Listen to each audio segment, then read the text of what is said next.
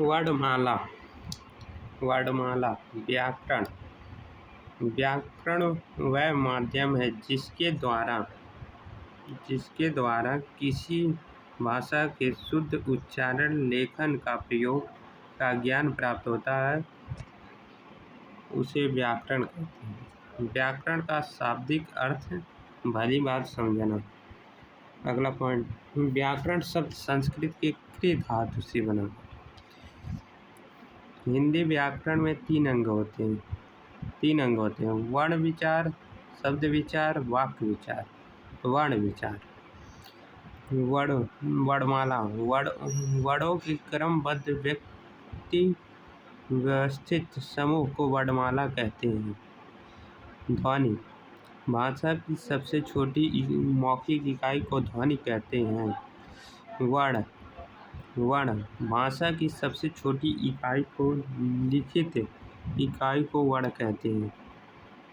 शब्द वर्णों के सार्थक समूह को शब्द कहते हैं। पद शब्द का आधार होता है। जब शब्द का प्रयोग वाक्य में कर दिया जाता है तो वह पद कहलाता है। पद शब्द से बड़ी इकाई है। यहाँ पर होगा की बड़ी इकाई है। वाक्य शब्दों के सार्थक समूह को वाक्य कहते हैं। यह भाषा की सबसे बड़ी इकाई है।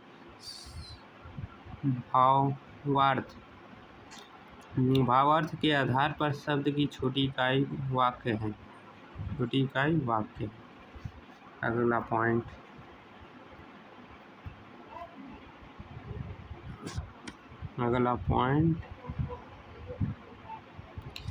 वर्ण के भेद। वर्ण के दो भेद होते हैं, स्वर एंड व्यंजन।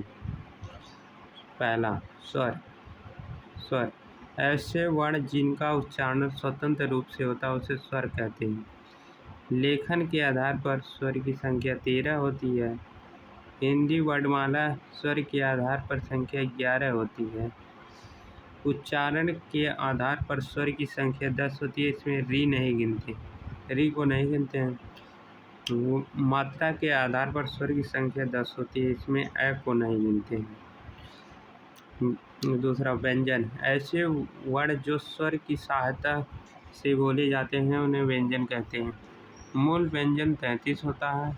लेखन के आधार पर 39 होता है। उच्चारण के आधार पर 35 होता है।